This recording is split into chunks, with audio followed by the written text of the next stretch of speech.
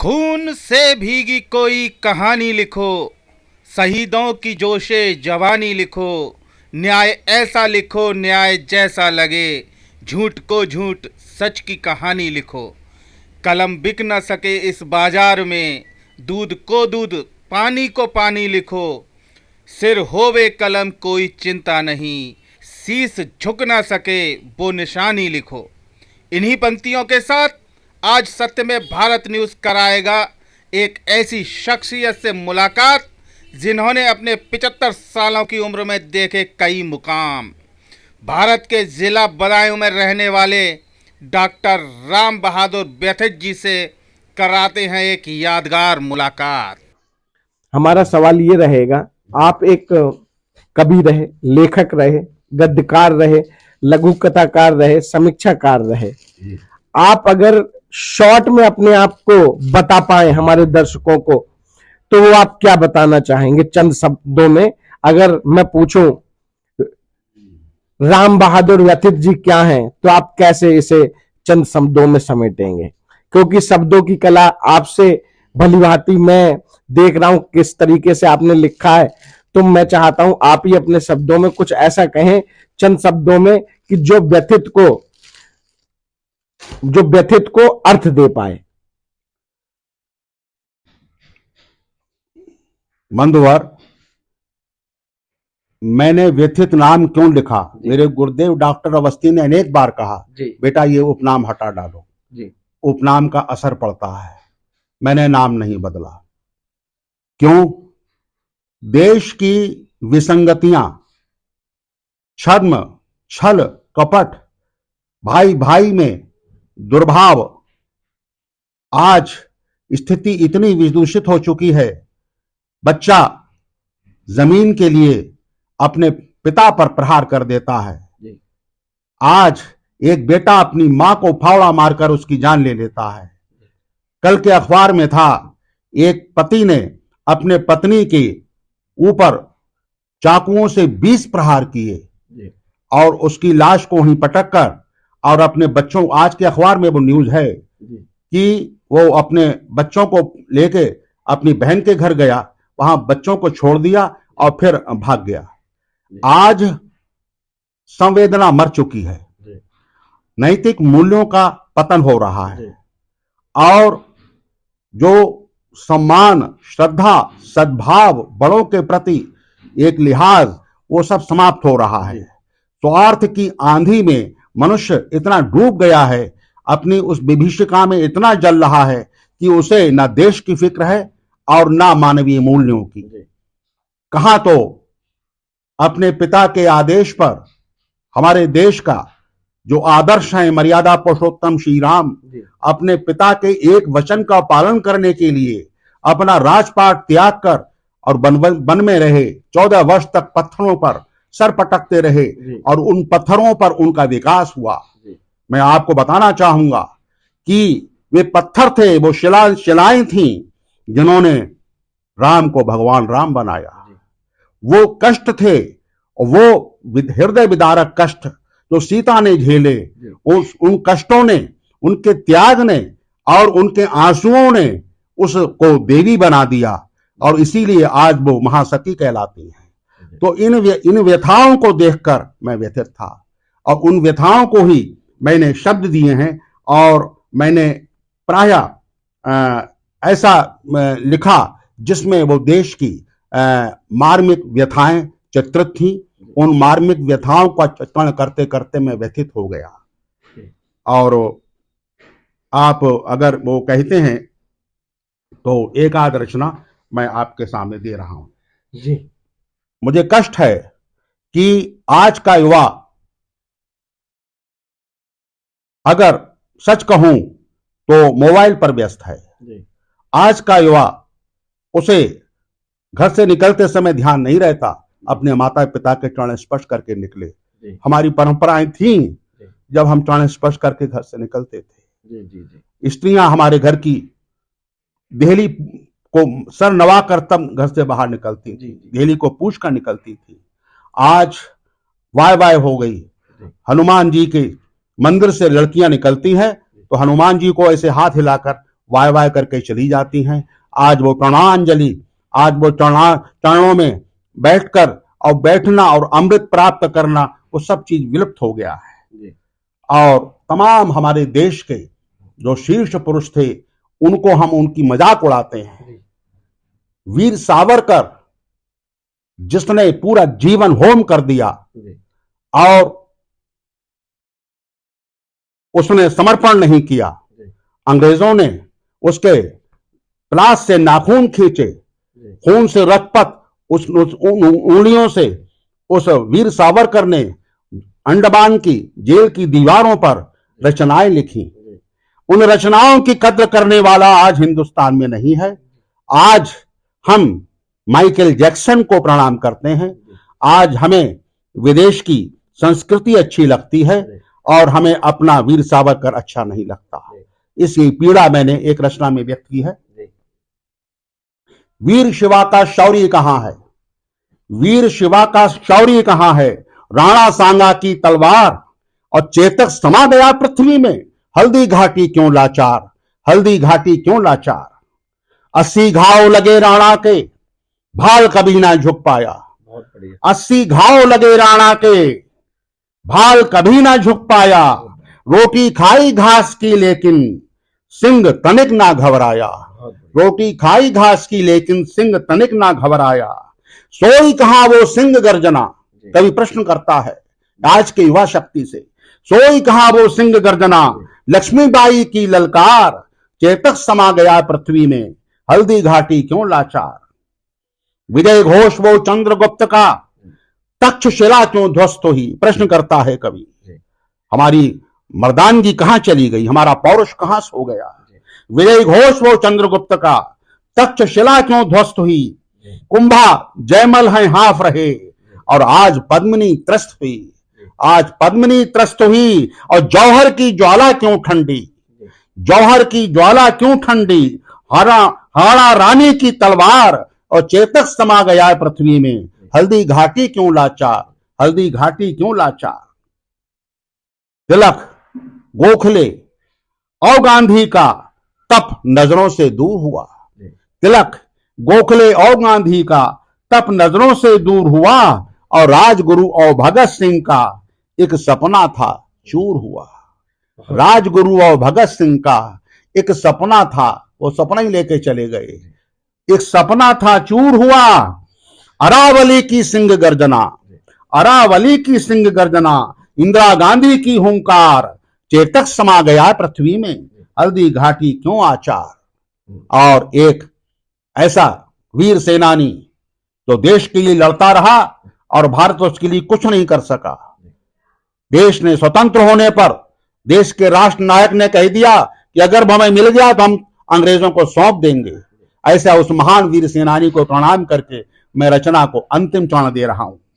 लो आजादी, लो आजादी मुझे रक्त दो, सिंह मतवाला कहां गया। कवि प्रश्न करता है, लो आजादी मुझे रक्त दो, सिंह मतवाला कहां गया। विषपाई वीर चंद्रशेखर और हरि सिंह नलवा कहां गया। हरि सिंह नलवा कहां गया। घोटालों का ग्रहण लगा है, घोटालों का ग्रहण लगा है। मां का कौन करे उद्धार। चेतक समा गया पृथ्वी में। हल्दी घाटी क्यों लाचार, हल्दी घाटी क्यों। बहुत बढ़िया सर, बहुत बढ़िया, मजा आ गया। आज के युवाओं में आप क्या देखते हैं? आज के युवा और आप अपने युवा के समय में कैसे परिवर्तन को हमारे दर्शकों को बताना चाहेंगे? ऐसा है महोदय जी, डॉक्टर उर्मलेश मेरे क्लास फेलो थे, सहपाठी भी थे, परम मित्र थे, प्रेरणा के स्रोत थे। और गुरुदेव डॉक्टर बेंद अवस्थी हमारे गुरु थे। उस समय हम गुरुदेव के चरणों में लेटकर अपार हर्ष का अनुभव करते थे। मुझे वो दृश्य याद हैं जब हम नीचे उनके यहाँ कमरे में दली पर बैठे होते थे और डॉक्टर बेंद अवस्थी अपने संस्मरण सुनाया करते थे। कई घंटों हम बैठे रहते थे और काफी चलती रहती थी। उस समय जो स्नेह था, परस्पर सौहार्द भाव था और सम्मान था, साहित्य के प्रति समर्पण का भाव था। आज वो सारा समर्पण गुटबंदी में परिवर्तित हो गया। बड़ा दुर्भाग्य है, डॉक्टर बेंद अवस्थी और डॉक्टर उमलेश ने एक बगिया यहां पर सींची थी, एक उपवन सींचा था और तमाम शौरा हजरात और कवियों को उन्होंने पुष्पित और पल्लवित किया। उनकी प्रेरणा से हर महीने एक कार्यक्रम हुआ करता था। और आज स्थिति यह है कि उनके वे शिष्य जो थे वे अलग अलग गुटों में बट गए हैं। परस्पर सम्मान नहीं है, प्रेम नहीं है, बल्कि एक दूसरे को पीछे खदेड़ने की भावना है। उनके अंदर साहित्य के प्रति समर्पण ना होकर अपने महत्वाकांक्षाएं इतनी हैं कि जरा सी अगर उन्होंने 2 रचनाएं लिख दी तो वो अपने को महाकवि महसूस करते हैं। अहंकार का भाव और परस्पर वितृष्णा का भाव आज पैदा हो गया। गुटबंदी और केवल बदायूं में नहीं, मैं बरेली भी गया, मैं जबलपुर भी गया और सब जगह मैंने देखा, पहले जो एक ऐसा संभाव, सौहार्द, प्रेम, समर्पण और अपने बड़ों के प्रति सम्मान था, वो सम्मान घटकर आज प्रतिस्पर्धा में आ गया। आज बड़ों हम गुरुजनों के चरण स्पर्श करके अपार गर्व का अनुभव करते थे, आज वे शिष्य जो है मुंह मोड़ लेते हैं और अगर सामने पड़ भी गए तो इस तरह से ऐसे बस हाथ उठाया और उन्हें कष्ट होता है। आज उन्हें प्रणाम करते हुए कष्ट होता है। जो मानवीय मूल्य थे उनका क्षरण हुआ है।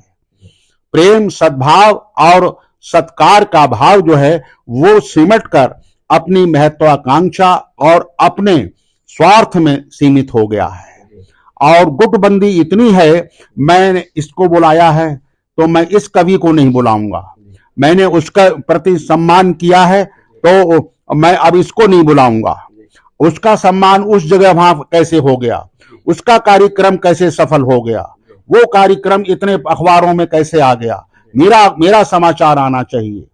और कोई भी जो एक राष्ट्रीय स्तर पर सृजन होता था, वो सृजन करने वाले उर्मलेश आज बदायूं में नहीं रहे। जो हम साहित्य को ऐसा देते थे जो अमर रहे, ऐसा सृजन करने वाले आज लोग नहीं रहे, बल्कि एक दूसरे की टांग खींचकर उसको नीचा दिखाने की प्रवृत्ति आज के युवाओं में है। और सृजन के नाम पर आज बहुत ज्यादा प्रतिस्पर्धा और एक दूसरे को नीचा दिखाने की भावना, ये हमारे लिए बहुत अच्छी नहीं है। साहित्य के लिए मैं नहीं कह रहा हूं कि साहित्य का सृजन नहीं हो रहा है, साहित्य सृजन आज भी हो रहा है। डॉक्टर उमलेश की बेटिया सोनरूपा पूरे विश्व में उसने कीर्तिमान स्थापित किया है, बड़े गर्व से कह सकता हूं। अमेरिका में उसने 25 कार्यक्रम किए, तो उसके अंदर प्रतिभा थी, तभी तो वो कार्यक्रम मिले उसे। अभी भगवान राम का अयोध्या में जब पदार्पण हुआ और इतना बड़ा उत्सव हुआ, उस उत्सव में हमारी बिटिया सोनरूपा को सादर आमंत्रित किया गया और उसने 3 वहां पर काव्य मंचों पर काव्य पाठ किया। ऐसा नहीं सृजन नहीं हो रहा है, सृजन हो रहा है। नरेंद्र गरल बहुत अच्छे गीतकार हैं, बहुत अच्छे गजलकार हैं, सृजन हो रहा है। लेकिन आज एक कुंठा घर दिल में घर कर गई है और हम एक दूसरे के प्रति समर्पण, प्रेम, सौहार्द का भाव जो है वो उसमें हम कमी महसूस कर रहे हैं। सर, आपने डॉक्टर उमलेश अवस्थी जी का नाम लिया। उस समय जितने कार्यक्रम बदायूं में होते थे, आज वो कहीं नदारत देखने को मिलती है। उतने ना तो काव्य मंच अब होते हैं, ना काव्य पाठ होता है। तो इसके पीछे आप क्या देखते हैं? सर्वप्रथम इसके पीछे है गुटबंदी। पहले एक दूसरे के प्रति इतना श्रद्धा भाव था, समर्पण था। हम आधी रात के 2 बजे डॉक्टर बेंद अवस्थी के निवास से यहाँ रात्रि में साइकिल पे मैं चलता था और रात के 2 बजे मैं घर पर आता था। कुत्ते स्वागत करते थे और मुझे कोई भी कष्ट नहीं होता था कि मैं गुरुदेव अवस्थी के साथ बैठा हुआ था। बड़ा गर्व अनुभव होता था। आज ये लोग सोचते हैं कि उस व्यक्ति ने बुलाया, उसको नहीं बुलाया तो मैं वहां नहीं जाऊंगा। आज बुलाने वाले भी नहीं रहे। जो पहले आयोजक थे, उन आयोजकों में जो एक काव्य के प्रति, सृजन के प्रति सम्मान था, वो सम्मान भी घट गया और वो ललक नहीं रही। अब वो अभिरुचि भी नहीं रही। मैं सच कह रहा हूं, पहले प्रत्येक माह या 2 माह के बाद 3 माह हमारी समय संस्कार भारती का 10 वर्ष जिलाध्यक्ष रहा और संस्कार भारती के तत्वावधान में बड़े बड़े कवि सम्मेलन आयोजित करे गए। एक योमान संस्था डॉक्टर उमलेश ने बनाई थी। योमान संस्था का मैं अध्यक्ष था, वो संरक्षक थे। डॉक्टर रियाजुद्दीन सिद्दीकी उसके महामंत्री थे और उस तत्वावधान में योमान के पत्रिकाएं प्रकाशित हुई, कवि सम्मेलन हुए और बहुत बढ़िया कार्यक्रम हुआ करते थे। अब न कार्यक्रम कराने वाले रहे और न कार्यक्रमों को मंच पर शीर्ष पर लाने वाले रहे। और मेरी दृष्टि में सृजन हो रहा है, सृजन आदरणीय है, सृजन का सम्मान करता हूं मैं, लेकिन जो परस्पर कवियों में सद्भाव, प्रेम, आकर्षण, सम्मान और ललक और एक दूसरे के प्रति इसको पकड़ने की और उसको उठाने की जो प्रवृत्ति थी, आज वो नहीं है। जी, आज आपने बिल्कुल सही कहा। आज हमने भी ये देखा है कि कोई व्यक्ति आगे बढ़ता है तो उसको खींच लिया जाता है, पीछे खींचने की सोचते हैं। गुटबंदी के बारे में भी आपने हमें बताया। कुछ थोड़ा सा मैं अब टॉपिक से हटके मैं आपसे प्रश्न पूछना चाहूंगा सर। आपने कई पुस्तकें लिखी, लगभग 6 पुस्तकें लिखी हैं। जी सर, मैं सही हूँ? जी हाँ, आप बिल्कुल सत्य कह रहे हैं सर। तो उन पुस्तकों के बारे में हम हमारे दर्शकों को कुछ बताएं सर। सर्वप्रथम लघु कथा संग्रह देवदासी डॉक्टर उर्मलेश जी की प्रेरणा से प्रकाशित हुआ। मेरी लघु कथाएं उन्हें बहुत पसंद थी और उन लघु कथाओं को वो बहुत लाइक करते थे और उन्होंने कहा कि तुम इसे प्रकाशित नहीं करा पाओगे, मुझे दे जाओ। और उनकी फिर डेथ हो गई। वो बाई चांस मुझे ये याद रहा कि मेरे भाई ने मुझसे कहा था कि तुम प्रकाशित नहीं करा पाओगे। केवल उनके उस प्रेरणा वाक्य से मैंने उस लघु कथा संग्रह का प्रकाशन कराया, जिसका विमोचन माननीय मुलायम सिंह यादव ने बदायूं महोत्सव के मंच पर किया था। और उस पर देवदासी पर मुझे देश के कोने कोने में उसका इतना सम्मान हुआ, मुझे 6 अवार्ड मुझे प्राप्त हुए। इसके बाद मेरे जो काव्य संग्रह है वो विषदंत मसलने ही होंगे। उस समय पाकिस्तान का आक्रमण, ये पुस्तक मेरी प्रकाश होती थी 2011 में। पाकिस्तान का आक्रमण और इधर दलदल में फंसी हुई राजनीति और तुष्टीकरण का युग चल रहा था और जो वो होते थे बहुत बड़े बड़े जो हम पकड़ लेते थे और जो उनको हम जो है सम्मानित करते थे, उनके लिए बहुत ज्यादा हमारे यहाँ दंड का विधान नहीं था और तुष्टीकरण चल रहा था। और उस तुष्टीकरण के खिलाफ मैंने एक रचना मेरी है, विषदंत मसलने ही होंगे, और वो पुस्तक मेरी प्रकाशित हुई। उसके बाद मैंने बहुत ग्रंथों की समीक्षाएं लिखी, जिसके प्रेरणा स्रोत डॉक्टर बेंद अवस्थी और डॉक्टर उमलेश थे। और डॉक्टर उमलेश की 7 पुस्तकें मेरी द्वारा समीक्षित हुई हैं। उनकी बिटिया सोनरूपा की 2 पुस्तकों की भी मैं समीक्षा लिख चुका हूं। डॉक्टर बेंद अवस्थी के तमाम ग्रंथों की मैंने समीक्षा लिखी, जो आकाशवाणी रामपुर से प्रसारित भी हो चुकी है। और वो मैंने समीक्षा का जो हीरक था वो मैंने प्रखर शब्द शिल्पी नाम से उसको प्रकाशित कराया था। ये 2015 में प्रकाशित होती थी, प्रखर शब्द शिल्पी, और उसमें मुझे डॉक्टर सुधाकर आशावादी जी का पूर्ण सहयोग मिला था। और उसके बाद फिर कई ग्रंथ ऐसे थे, उन ग्रंथों को मुझे ग्रंथ के लेखकों ने, कवियों ने बहुत प्रेरणा दी और बहुत मुझे प्रेस किया कि आप हमारी समीक्षा लिखिए। और फिर वो मैंने तमाम ग्रंथों की समीक्षाएं पढ़ी हुई थी। तो डॉक्टर इसहाक तबीब मेरे मित्र हैं और उन्होंने बड़ा परिश्रम किया और उन समीक्षाओं को एकत्र करके उन्होंने एक उसे ग्रंथ का नाम दिया, दर्पण झूठ न बोले। डॉक्टर सुधाकर आशावादी, डॉक्टर इसहाक तबीब के सहयोग से ये समीक्षात्मक ग्रंथ दर्पण झूठ न बोले देश के तमाम कार्यक्रमों में उसका सम्मान मिला मुझे, और मुझे अनेक अवार्ड मिले। उसके बाद फिर और एक लघु कथा संग्रह मेरा प्रकाशित हुआ। लघु कथा मेरी बहुत ज्यादा मुझे उसमें रुचि है और मेरी सैकड़ों लघु कथाएं जो हैं वो मैं आपको बता दूं, उस समय बहुत समाचार पत्र प्रकाशित हुआ करते थे। मेरे अब भी होते होंगे, मेरे पास नहीं आते क्योंकि डाक व्यवस्था बिल्कुल जर्जर हो चुकी है। तो उसमें यानी कि बहुत रमेश चंद्र छबीला अपनी मेरी लघु कथाएं प्रत्येक अंक में प्रकाशित करते थे और तमाम ऐसे लघु कथाकार हैं जिनका मुझे आशीर्वाद प्राप्त हुआ।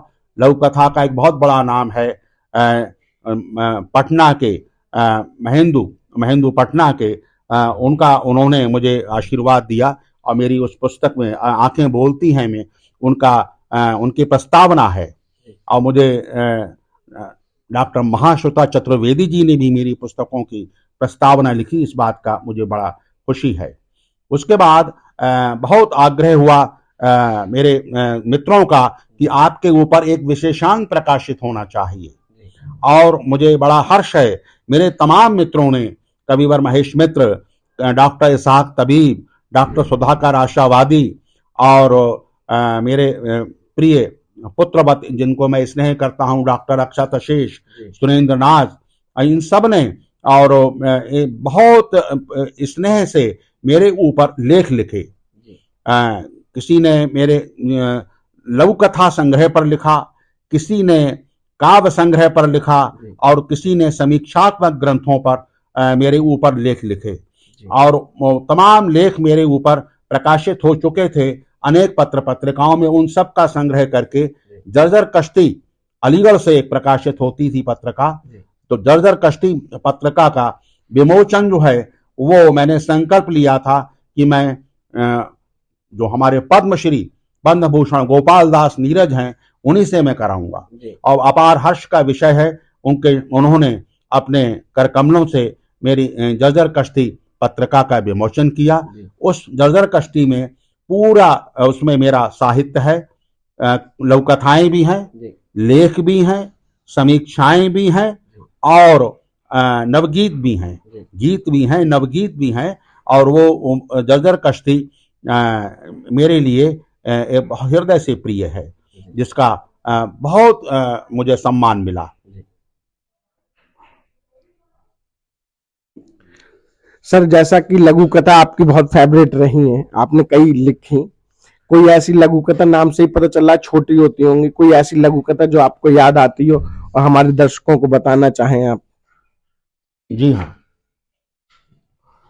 ऐसा है कि लघु कथा संग्रह मेरा देवदासी जो है वो प्रकाशित हो चुका है और लघु कथा में ये देवदासी जो पहला मेरा संग्रह है उसमें मेरे लिए एक बहुत प्रसिद्ध संस्था है,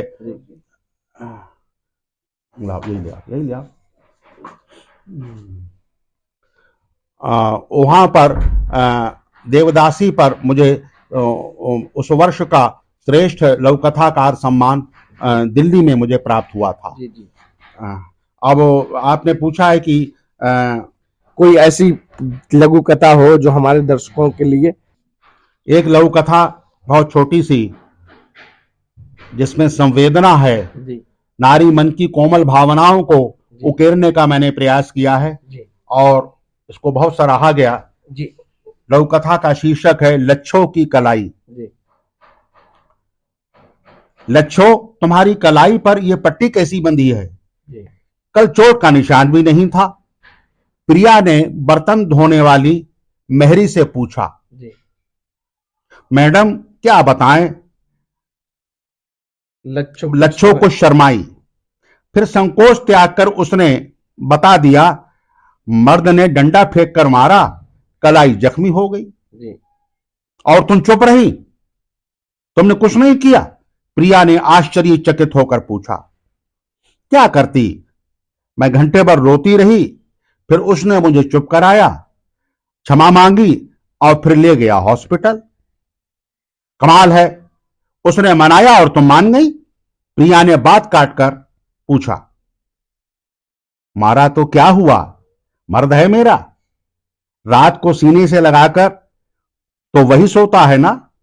लच्छो मधुर स्मृतियों में खो गई। उसकी बड़ी बड़ी आंखों में प्यार के आंसू छलक आए।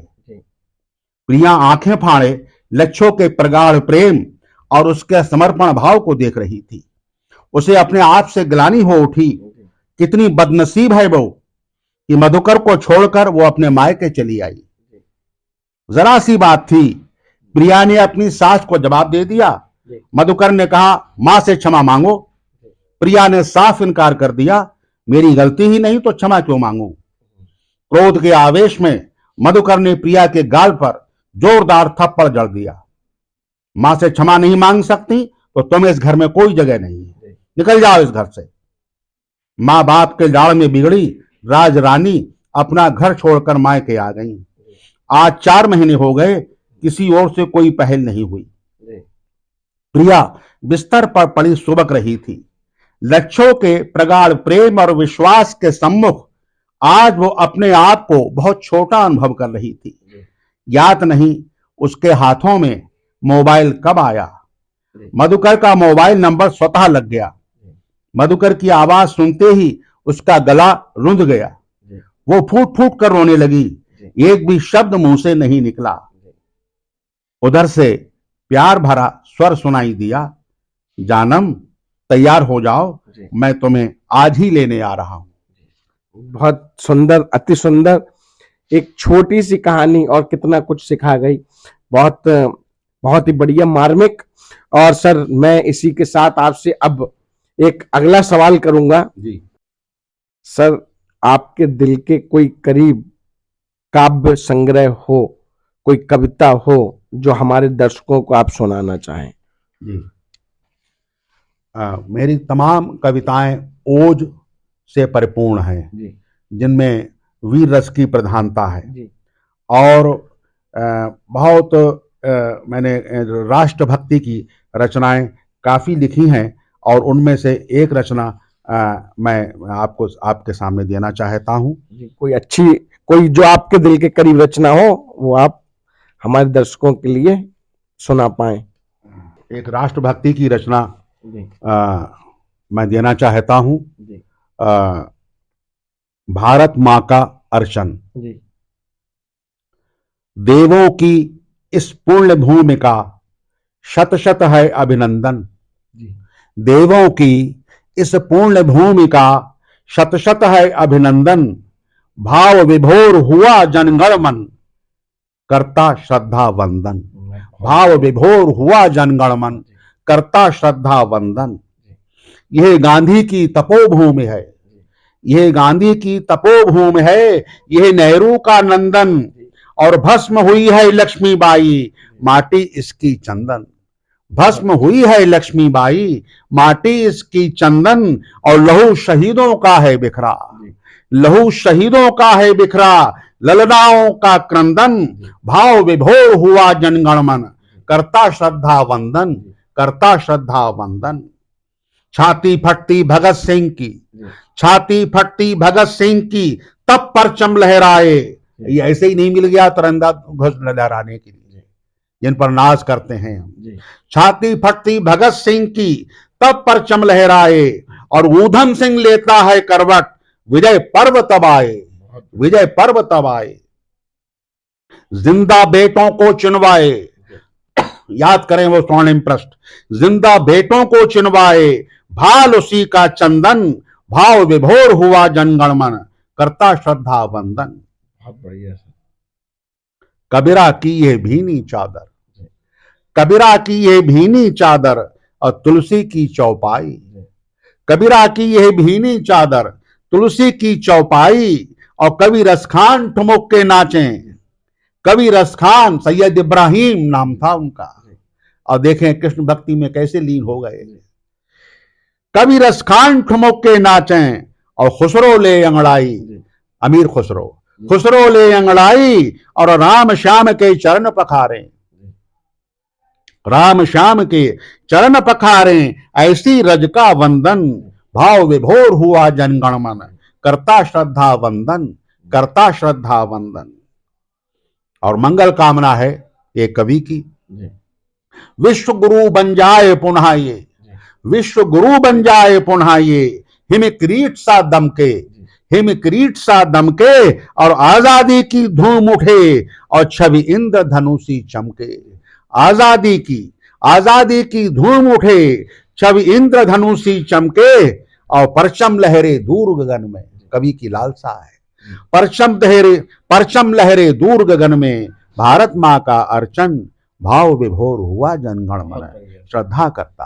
बहुत बढ़िया सर। मेरा आपसे एक सवाल रहने वाला है। बदायूं को आपने छोटे से बड़े होते हुए देखा है। इस छोटे से बड़े में आप बदायूं एक ऐसी धरती है जो सूफी संतों कवियों की भूमि रही है। इस बदायूं के बारे में अगर आप कहें हमारे दर्शकों के लिए चंद शब्दों में, तो क्या कहना चाहेंगे? बंधुवर जी, बदायूं एक पौराणिक नगरी है। जी। शायद आपको नहीं मालूम होगा। जी। पहले इसका नाम था वेदामऊ। जी। क्योंकि ये स्थल वेदों का प्रमुख अध्ययन केंद्र था। बड़ी बड़ी दूर से ऋषि मुनि यहाँ पर आकर वेदों का अध्ययन करते थे और शिष्य मंडली यहाँ पर विराजमान रहती थी और उनके चरणों में बैठकर अमृत पान करती थी। आपको शायद विदित नहीं होगा, सहसवान जिसे कहते हैं, ये राजा सहस्त्रबाहु का यहाँ पर किला, उसके अवशेष आज भी हैं। जो टीला है वो असल में राजा सहस्त्रबाहु के किले का विध्वंस है। केवल वो रह गई मिट्टी और वो किला नहीं रहा। उष्णापुरी, उष्णा शुक्राचार्य का नाम था। उष्णा गुरु शुक्राचार्य जो देवयानी के पिता थे, जिन्होंने मृत संजीवनी विद्या का आविष्कार किया था, वे शुक्राचार्य उष्णापुरी के रहने वाले थे। उष्णापुरी से नाम विकृत होकर हुआ उसावा। और यहां पर दूसरी ओर आप देखें, ये बहुत ही महान सूफी संतों का शहर रहा है। बड़े सरकार और छोटे सरकार के नाम से बदायूं की धरती के लिए बदायूं शरीफ कहते हैं लोग। बड़े सरकार और छोटे सरकार का वो जलवा है, उनका वो आध्यात्मिक तेज है, वो नूर है, उनकी यहाँ पर वो आज भी उनका वरद हस्त है कि उनकी बरकत बदायूं को प्राप्त होती है। और केवल भारत के ही नहीं, विदेशों तक से यहाँ पर बड़े सरकार छोटे सरकार को सलाम करने के लिए अकीदतमंद लोग यहाँ आते हैं और फैज़याब होते हैं और उन्हें लाभान्वित होते हैं। और हमारी पूरी श्रद्धा ऐसे उन सूफी संतों और ऐसे उन औलिया के प्रति होनी चाहिए। सूर्य कुंड हमारी बदायूं का एक ऐसा स्थल है कि जहां पर कभी वेदों का अध्ययन हुआ करता था और जहां पर तमाम शिष्य मंडली अध्ययन करती थी। सूर्य कुंड के पीछे वहां पर एक सतियों की मठिया कहलाती है। वहां पर सतियों का, वहां पर आज भी आपको आश्चर्य होगा, तमाम ऐसे उस समय सती प्रथा थी और तमाम सतियों ने अपने जो पति के साथ जलकर भस्म हो गई, तो उन सतियों की मठियां बना दी गई हैं। और ये हमारा दुर्भाग्य है कि उनके नाम भी थे, वो नाम वहां से लुप्त हो गए और सतियों की मठियां वो अवशेष आज भी हैं सूर्य कुंड के नजदीक। और आपको हम बता दें कि रजिया सुल्ताना की जन्मभूमि है ये। रजिया सुल्ताना यहीं पर उसकी पैदाइश हुई थी और उनके पिता सूबेदार थे, इल्तुतमिश बदायूं के सूबेदार थे उस समय।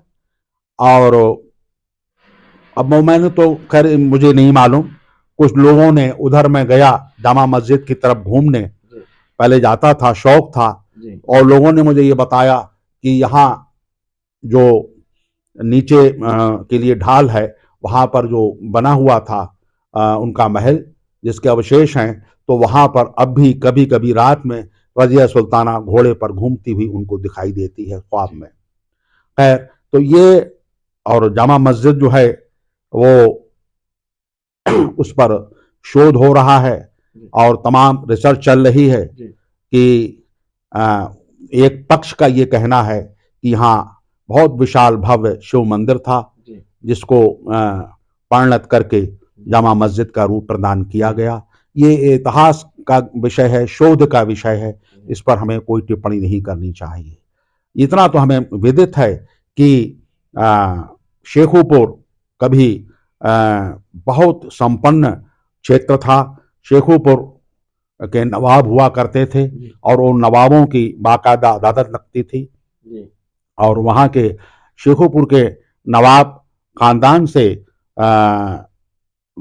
इस्लामिया कॉलेज के का मैनेजमेंट वो उन्हीं से संबंधित था, और उन्हीं के उस परिवार से शेख इकरामुद्दीन हैदर कादरी करीब 10-15 वर्ष तक वहाँ के मैनेजर रहे, या कभी अध्यक्ष रहे, कभी मैनेजर रहे, और उनका वहाँ पर वर्चस्व रहा।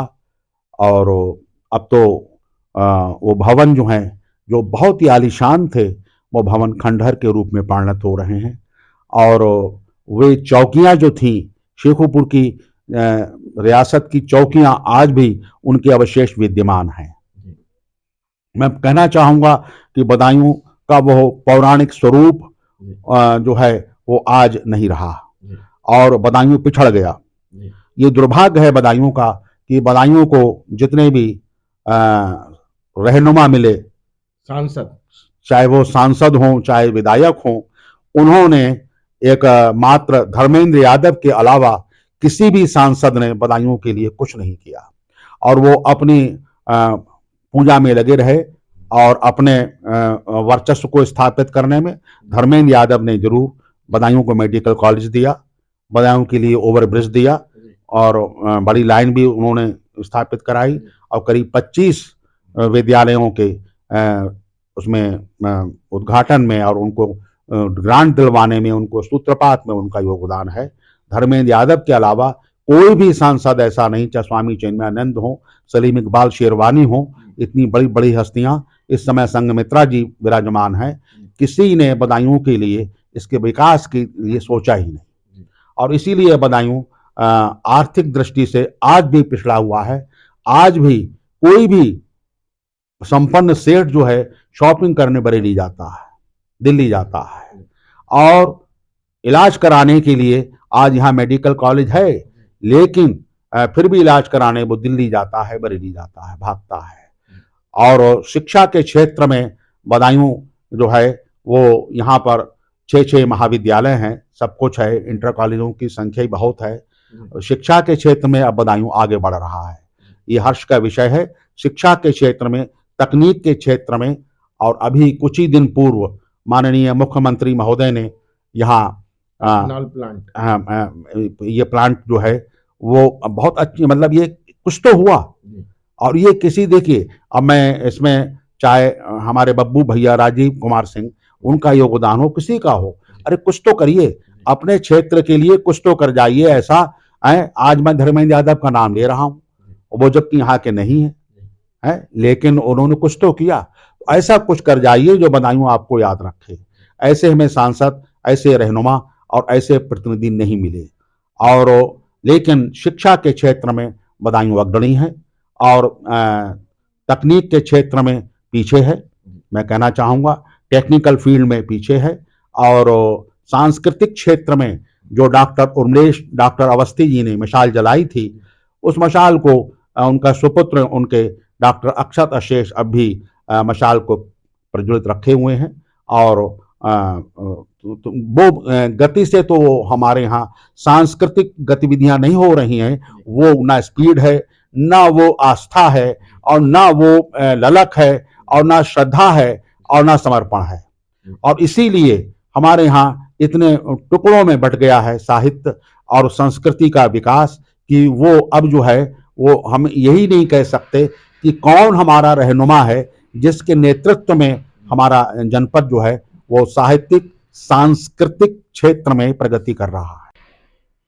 75 वर्षों के अनुभव में सर आपने बहुत राजनीति भी देखी होगी, आपने नरेंद्र मोदी से पहले का समय भी देखा और नरेंद्र मोदी वाला समय भी देख रहे हैं, इसके बारे में हमारे दर्शकों के बारे में कुछ कहना चाहें?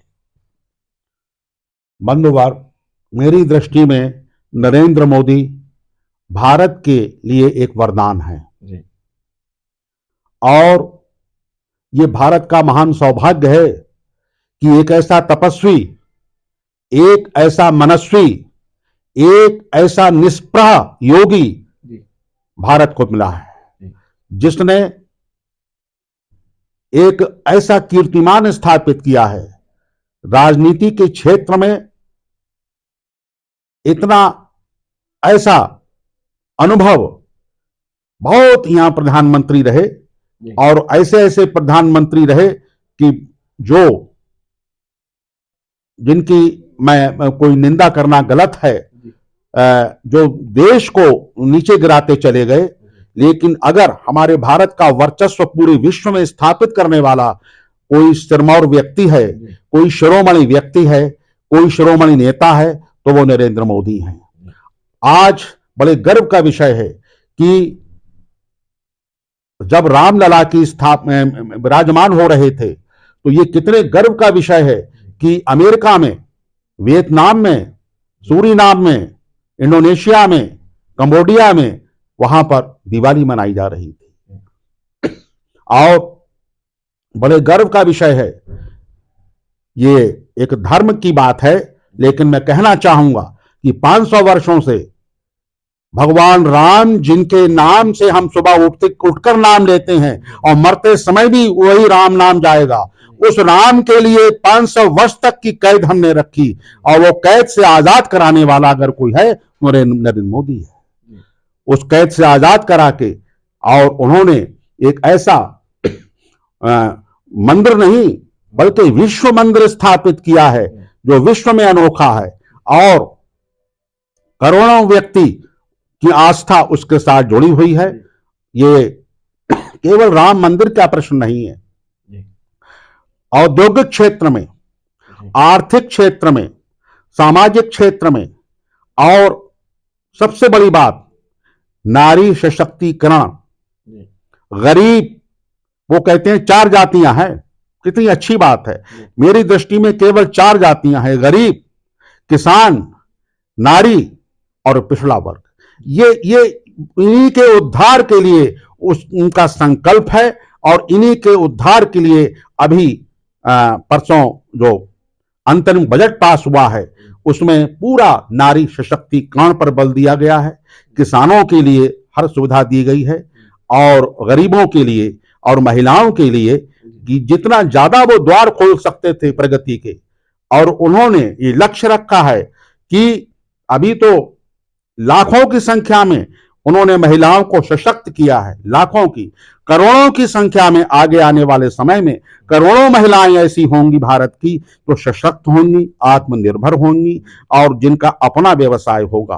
वो उनका सपना है प्रत्येक घर में चूल्हा नहीं, गैस का चूल्हा जले, गैस हो, प्रत्येक घर में, घर कच्चा ना हो पक्का हो। इसने इतना बड़ा स्वप्न किसी प्रधानमंत्री ने नहीं देखा। हमारे गरीब किसान के लिए जो जितना उन्होंने किया है, जितनी बार उनका ऋण माफ किया है, जितनी योजनाएं उनके लिए, 50 योजनाएं ऐसी। संकल्प यात्रा क्या है? संकल्प यात्रा चली थी वो केवल जो हमारा अंत पुरुष है, तो सबसे नीचे जिसको ना कोई अधिकारी देखता है, ना कोई घर का व्यक्ति, समाज का व्यक्ति, ना प्रधान देखता है, अंतिम पुरुष, अंत पुरुष तक हमारे विकास की रोशनी पहुंचे। हमने जो किया है उसका लाभ अंतिम पुरुष तक पहुंचे। और इस पहले कहते थे राजीव गांधी कि हम 1 रुपया भेजते हैं, प्रधानमंत्री थे, 1 रुपया भेजते हैं और वो हम जानते हैं कि हम वहां पहुंचते पहुंचते वो इन चंद पैसे ही हम उस व्यक्ति को मिल पाते हैं, बस। अब सोचिए आप, और आज उन्होंने वो खाका, वो नक्शा, वो विचारधारा ही बदल दी। आज वो जो देते हैं ऑनलाइन उसके खाते में पहुंचता है, विधवा के खाते में पहुंचता है, किसान के खाते में उतनी धनराशि पहुंचती है। और जो बच्चे हैं, विद्यार्थी हैं, उनके लिए, अब चाहे वो कन्याएं हों, उनके विवाह के लिए जो योगदान, जो धनराशि दी जाती है, वो प्रधान के पेट में नहीं पहुंचती, डीएम के हाथ में नहीं आती। वो धनराशि सीधी उस महिला के, जिस कन्या का विवाह हो रहा है, उसके खाते में पहुंचती है। कितना बढ़िया विधान है। तो उन्होंने बहुत कोशिश की है, भ्रष्टाचार बंद हो, गरीबी समाप्त हो, और इस दृष्टि से हमारा देश आज विश्व की तीसरी आर्थिक शक्ति बन गया। ये तीसरी आर्थिक शक्ति बनाने का श्रेय अगर किसी को है तो नरेंद्र मोदी को है, उनकी सरकार को है। और मैं प्रभु से यही प्रार्थना करता हूं कि 2024 के चुनाव में ऐसा ही एक युग पुरुष, ऐसा निष्प्रह त्यागी, जिसके ना आगे है ना कुछ पीछे है, जिससे कुछ लेने ही नहीं है, देने ही नहीं है, वो जानता ही नहीं कि किधर खाना है, किधर पीना है, किधर नोचना है। ऐसा जो सबके कल्याण के लिए, पूरे भारत के कल्याण के लिए जो प्रयत्नशील है, ऐसा एक निष्प्रह योगी जो है, वो वही उनको प्रधानमंत्री हम चुने, और इसी में देश का हित है और देश का कल्याण निहित है। चलिए सर, व्यतीत सर, आपने हमें अपना समय दिया, बहुमूल्य समय दिया, उसके लिए मैं बहुत बड़ा आभारी हूँ आपका, बहुत बहुत आभारी हूँ आपका। अनुग्रह किया, इसके लिए मैं आभार व्यक्त करता हूँ। सर, हम हमेशा चाहेंगे आपका सानिध्य मिलता रहे, ऐसे ही कोई नई आपकी रचना अगर आए तो हमें जरूर बताएं, उसको भी हम दर्शकों तक पहुंचाएंगे। और फिर जाते जाते धन्यवाद सर। प्रणाम करता हूं अपने सभी दर्शकों को, मेरा शत शत अभिनंदन, शत शत प्रणाम।